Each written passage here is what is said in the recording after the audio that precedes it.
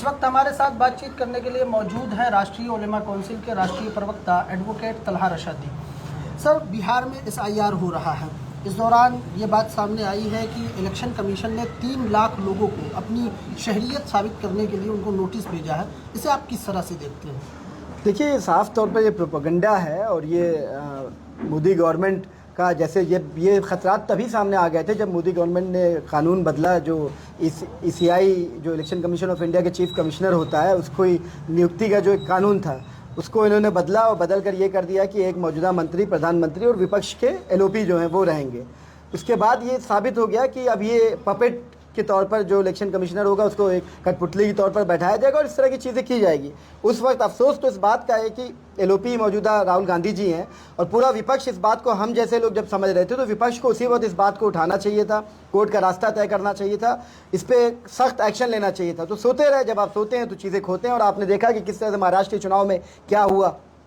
उसके बाद फिर अभी आप देख रहे हैं, हरियाणा की भी बात आ रही है कि वहाँ पर भी वोट रिगिंग हुई। तो ये जो वोट चोर का मुद्दा चल रहा है, ये हकीकत है।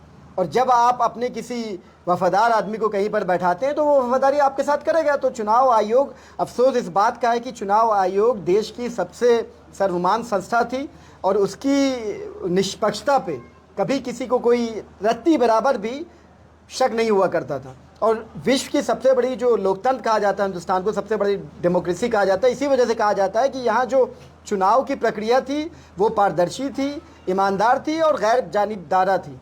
पर ये जो अभी हुआ पिछले दिनों में, और हमने देखा किस तरह से चुनाव आयोग ने इस पर रिएक्ट किया, किस तरह से उन्होंने अपना पक्ष जहां रखना था वहां नहीं रखा, जहां नहीं रखना था वहां पक्ष रखा, और किस तरह से वो सिंपैथी कार्ड खेलने लगे। इससे चुनाव आयोग की छवि और धूमिल हुई है और पूरी देश में नहीं, पूरे विश्व में भारतीय लोकतंत्र को नुकसान पहुंचा, उसकी छवि को नुकसान पहुंचा है। और विश्व का जो सबसे बड़ा लोकतंत्र का तमगा था, कहीं ना कहीं उसको झटका पहुंचा। ये बहुत अफसोसनाक है देश के लोकतंत्र के लिए और देश की आने वाली नस्लों के लिए भी और देश की डेमोक्रेसी के लिए। इस पर तमाम लोगों को, तमाम विपक्ष को, पक्ष को, सत्ता पक्ष को, सभी को ये सोचना होगा कि देश का लोकतंत्र रहेगा, संवैधानिक प्रक्रिया कायम रहेगी, तभी देश कायम रहेगा। चूँकि आप एडवोकेट हैं और कानून के जानकार हैं, तो इलेक्शन कमीशन का इस तरह से शहरियत का सबूत मांगना कितना सही है? और दूसरी चीज़ ये है कि आज तक पब्लिक इस बात को लेकर कंफ्यूज है कि हिंदुस्तान में शहरियत के लिए दस्तावेज कौन से हैं। यही तो मैं भी कहने वाला था कि जो शहरियत का एक तो बेसिकली कोई इसका फिक्स कोई लॉ नहीं है, बहुत सी चीज़ें तय करती हैं। और इलेक्शन, कम से कम अगर शॉर्ट में कहा जाए आपके सवाल का जवाब देने के लिए, इलेक्शन कमीशन ऑफ इंडिया को ये हक हासिल ही नहीं कि वो ये तय करे कि कौन हिंदुस्तान का शहरी है, कौन नहीं है। क्योंकि फिर अभी आपने कहा कि कन्फ्यूजन बहुत ज़्यादा, पासपोर्ट आपको शहरी साबित करती है कि नहीं साबित करती।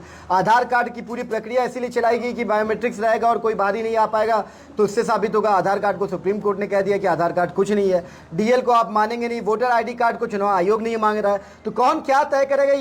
ये पूरी सरकारी मशीनरी का फेल है। और ये मोदी सरकार का सबसे बड़ा फेलियर है कि वो तमाम चीज़ों को उन्होंने एक बहुत बड़ा, मतलब एक कन्फ्यूजन का मुजस्मा बना दिया है कि लोग हर चीज़ों को लेकर परेशान हैं, हलकान हैं। पर सवाल का जवाब सीधा सीधा ये है कि इलेक्शन कमीशन ऑफ इंडिया को इस बात का अधिकार ही नहीं कि वो ये तय करे कि कौन नागरिक है, कौन नहीं नागरिक है। अभी सुप्रीम कोर्ट का फैसला इस सिलसिले में कुछ आया भी, इसमें हालांकि बहुत वेग फैसला है, बहुत साफ सुथरा फैसला भी नहीं है, पर इसमें स्पष्ट किया सुप्रीम कोर्ट ने कि आधार कार्ड माना जाएगा और तमाम अभी प्रक्रिया जारी है। तो ये तो यहीं से ख़त्म हो जाता है कि इलेक्शन कमीशन ऑफ इंडिया ये नहीं तय करेगा कि कौन नागरिक है, कौन नहीं है। आप ये तय कर सकते हैं कि वोटर कौन है, कौन नहीं है। उत्तर प्रदेश में आने वाले दिनों में पंचायत चुनाव होने हैं।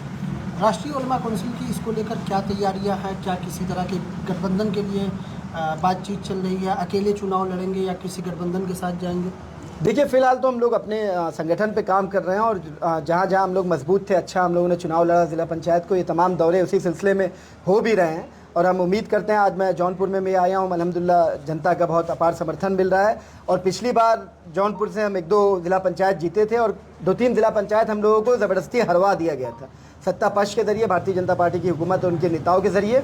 और अभी पिछले दिनों आपने देखा कि किस तरह से हम लोग कोर्ट में गए और फिर मौलाना मतीउद्दीन की जो सीट है 8 नंबर या 9 नंबर जो सीट है उस पर कैसे रिकाउंटिंग का ऑर्डर हुआ, उसके बाद रिकाउंटिंग में हम लोग जीत रहे थे, फिर क्या क्या हुआ वहाँ पर जहाँ रिकाउंटिंग का स्थल था।